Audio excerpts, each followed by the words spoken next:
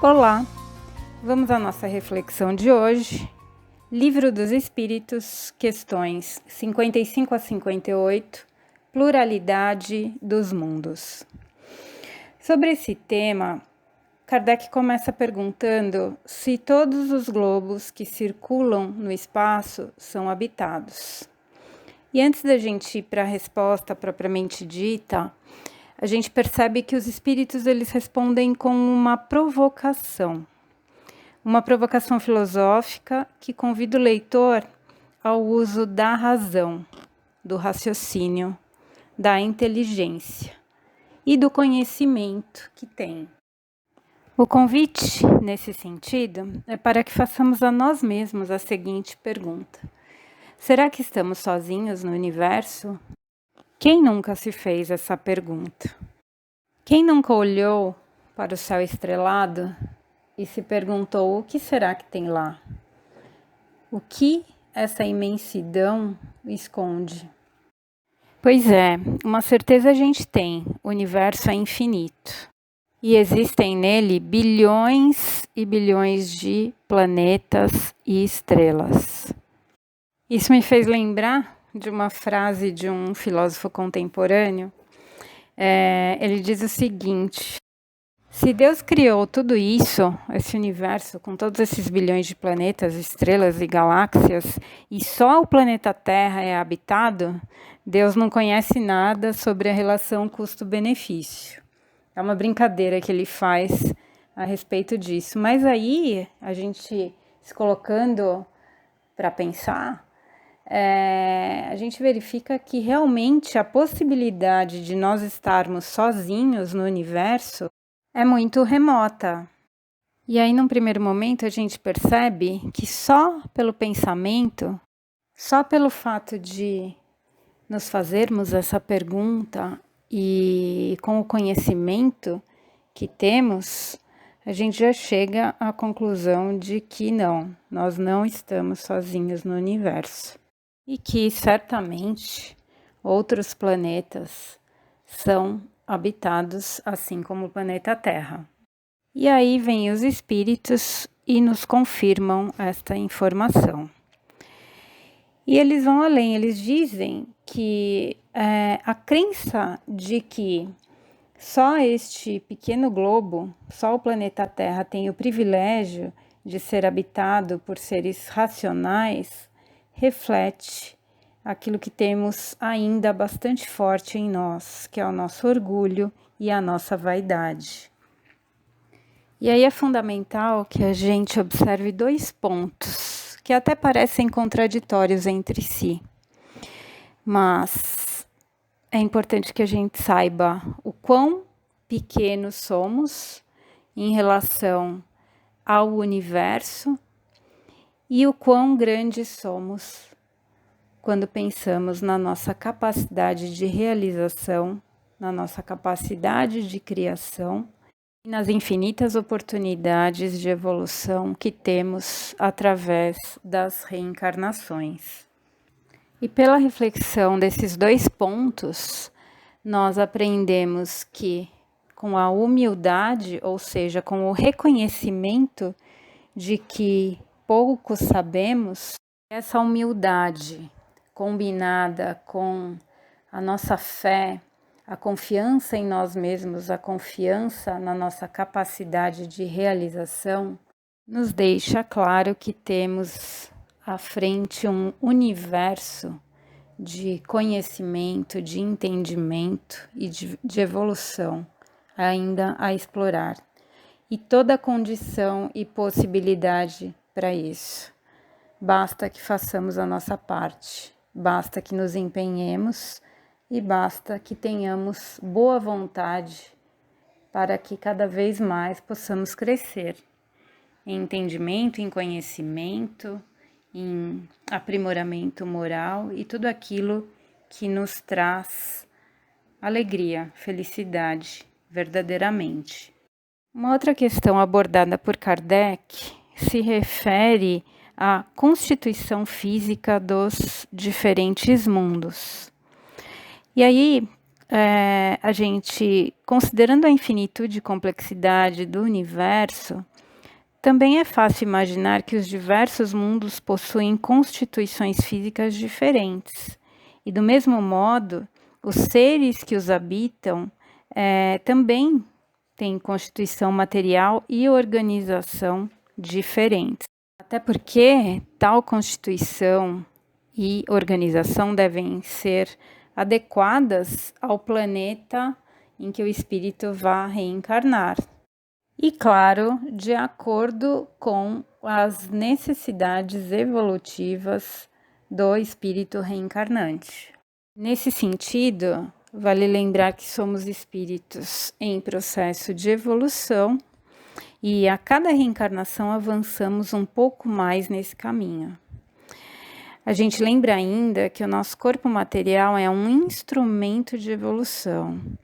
E certo é que, à medida em que evoluímos, precisamos de corpos materiais cada vez menos densos. Dessa maneira, reencarnamos sempre em mundos fisicamente apropriados ao corpo físico necessário e adequado ao estágio evolutivo a que pertencemos. E olha só que interessante. Pensando nisso, a gente pode concluir que cada mundo, né, cada globo, cada planeta contém espíritos habitantes que possuem constituições físicas diversas. E não foi à toa que Jesus disse a frase: há muitas moradas na casa de meu Pai. Sim, muitas moradas nas quais habitam espíritos em evolução e as quais conferem a esses espíritos toda a condição e toda a oportunidade de alcançar a perfeição, né? Dado que somos perfectíveis e estamos aqui na realidade para aprendermos e para evoluirmos. E aí chega alguém para a gente e fala assim: você acredita em extraterrestres? Será que existem seres inteligentes em outros planetas? Nunca ninguém viu nada, nunca ninguém soube de nada. A gente só tem histórias assim que contam que são meio duvidosas, não é? Bem, vamos imaginar que nós tenhamos a condição de subir aí numa nave espacial e ir para um outro planeta, em uma outra galáxia. Vamos imaginar que tenhamos condição para isso. E assim, será que a gente vai chegar nesse outro planeta e com a constituição física que temos, com os sentidos que temos aqui inerentes ao planeta Terra e a nossa constituição física, né, a visão, a audição, tato, olfato, paladar, será que a gente vai conseguir reconhecer, ver, ouvir outros seres de constituições físicas diferentes das nossas?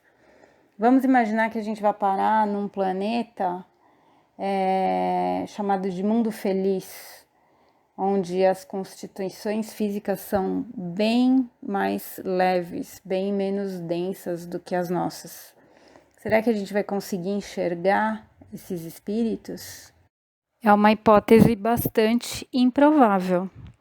Mas o fato da gente não conseguir ter acesso, por uma questão de distância, por uma questão de dificuldade tecnológica ou até por uma questão de constituição física, como acabamos de falar, isso não significa que os planetas não sejam habitados. Isso não significa que não haja espíritos menos evoluídos que nós, mais evoluídos que nós ou tão evoluídos quanto nós. Ou seja, há espíritos, a gente pode dizer, espalhados pelo universo nos mais diversos estágios evolutivos. Espíritos das mais diversas ordens. Ora, se no próprio planeta Terra nós vemos que existem seres vivos de constituições e formas de vida completamente diferentes. A gente pode observar nós e os peixes, por exemplo. Nós não temos condição de viver na água, enquanto os peixes não conseguem viver fora dela. Então, é claro que o ambiente mais hostil para um habitante do planeta Terra pode ser o ambiente mais adequado a um habitante de Júpiter, por exemplo. E falando em Júpiter, se a gente tomar esse planeta como exemplo, a gente sabe, a ciência já comprovou que ele é um planeta gasoso, é o maior planeta do nosso sistema solar, tanto é que é conhecido como o gigante gasoso. Sobre Júpiter, nós encontramos na Revista Espírita, em publicação de março de 1858, comunicações em que os espíritos nos relatam que é um dos planetas onde vivem espíritos de segunda ordem, ou seja, bem mais evoluídos que nós. Essa publicação nos traz a informação de que Júpiter é o reino exclusivo do bem e da justiça, porque lá só existem bons espíritos, ou seja, espíritos que já passaram por diversos estágios evolutivos e já alcançaram um aprimoramento moral e intelectual que os afasta de imperfeições como as que temos por aqui. Orgulho, egoísmo, vaidade, tudo aquilo que nos machuca. Bem, e assim a gente finaliza esse estudo e que nós possamos continuar e nos aprofundar cada vez mais nesses temas. Até uma próxima oportunidade.